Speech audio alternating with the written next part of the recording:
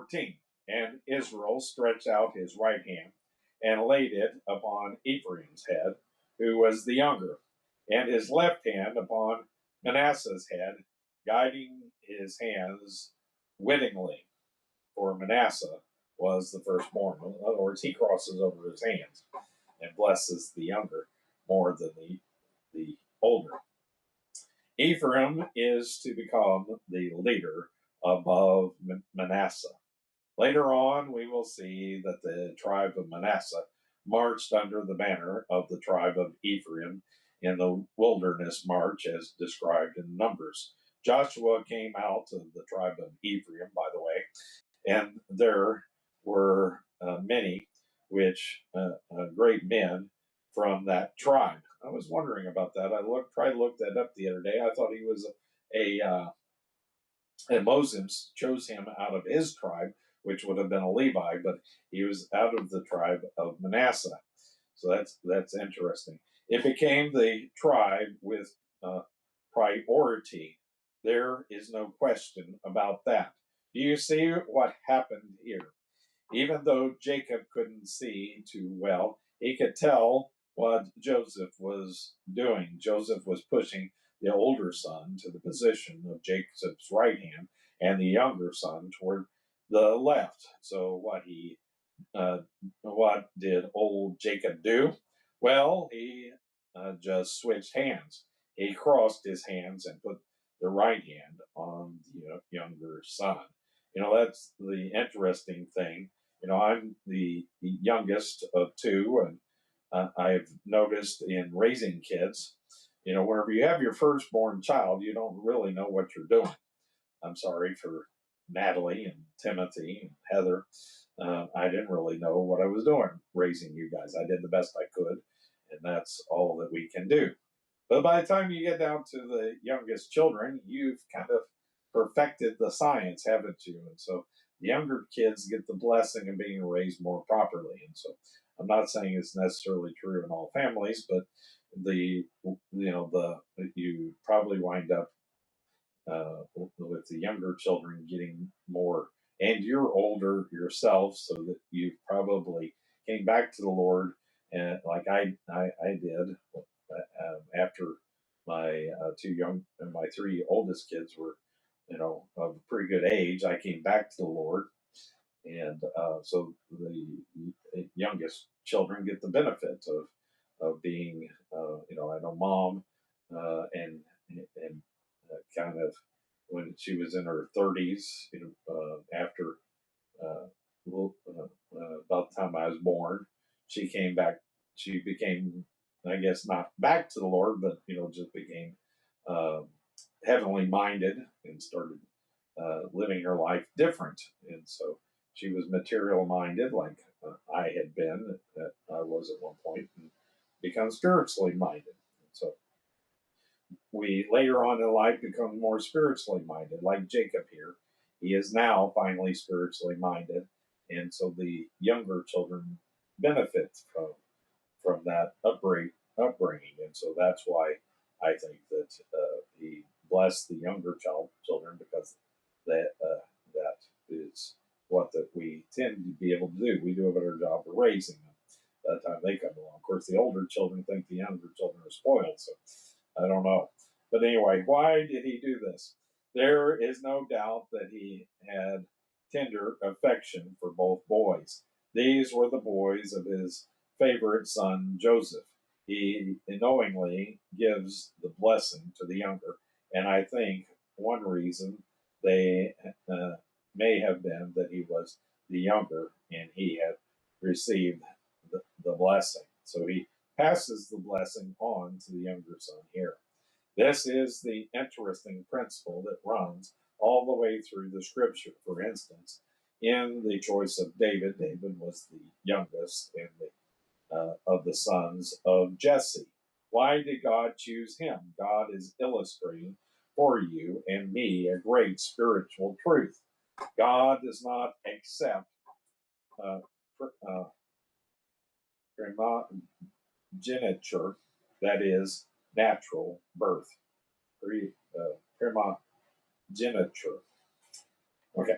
Never will he accept it. There must be the new birth. Therefore, God does not pay attention to our customs. We say that the oldest boy has the responsibility in the family. Well, the oldest boy is not the one whom God always chooses. That is, God does not choose the natural man. He chooses no man because of his natural ability. How in fact, your natural ability is actually a hindrance. If you have the ability to talk, then that is a hindrance because God can only use your weaknesses. See, in actuality, you don't realize this. You probably noticed it whenever I started off. I was kind of stuttering and stammering around. Well, that is my natural self. I have a disability. I have organic brain disorder, and so I have trouble rattling off things. But God uses that for His glory by me being able to do this podcast. Now, don't misunderstand me. God can use talent, but it must be dedicated to get Him. See, the problem is once if we had talent, if I had the ability to speak, then I would be lifted up with pride, and it would I would get the glory. I'd be like, oh look what I can do. I can really I really sound great whenever I talk. But God can't use a person who thinks that he can speak. He can only use the humble person who thinks that he stutters and stammers and hums around, because then God gets all the glory whenever He does it. If it took talent alone to bring about revival, we would have had revival in California years ago.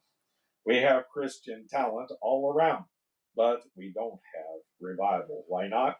Because the talent is not dedicated to God. I tell you, my friend, it must be yielded to Him to be used of Him. Of course, J. Vernon McGee did not have the hindsight. Of course, this commentary was written after that. The commentary was written, I think, in 1985 or somewhere along in those lines, 1983. But whenever he was doing through the Bible, this was the early 70s. So, and this would have been the second book he did. He would have done Matthew and then Genesis. He rotated back and forth. So this would have been the second book he did. So it would have probably been in 68, 69, whenever he did the book of Genesis.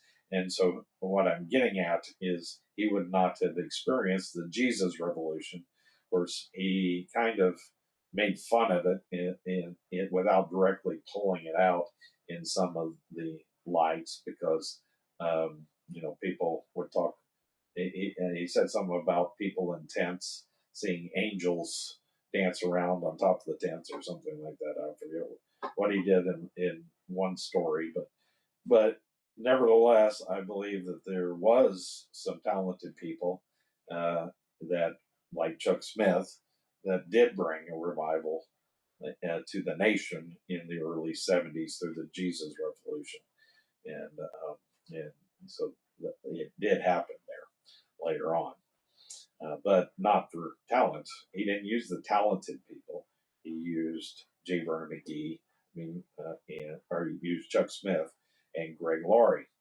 And so the old Jacob crossed his hands as he laid them on the bed and his grandson, so that he gave the younger boy the priority. Chuck Smith's commentary, that was J. Vernon McGee's commentary on verse 14. That was Chuck Smith's commentary on verse 14. They were contemporaries of each other, and they both lived in Southern California there. J. Vernon McGee was actually in downtown Los Angeles, and then Chuck Smith was down more toward, what is that, the name of that place? Anyway, it's down toward where Saddleback is, down toward that area, or in between Lakeside, I guess. Verse 14. Chuck Smith's commentary. As Joseph brought the two sons up to his father in order that they might receive a blessing from his father, he brought them up so that Jacob's right hand would rest upon Manasseh, and his left hand would rest upon Ephraim, because Manasseh was the older, and that's the first blessing to go to the older son. But as he brought them up in his order, that the old man might just lay his hands on the two boys, the old man crossed his hands, and he put his right hand over here on Ephraim and his left hand over here on uh, and began to bless them. Leave me alone. I know what I'm doing. Was blessing and giving a blessing of promise. We're getting ahead of ourselves here. I misdivided this over Manasseh. Though he was not the firstborn, that is not the first time this happened,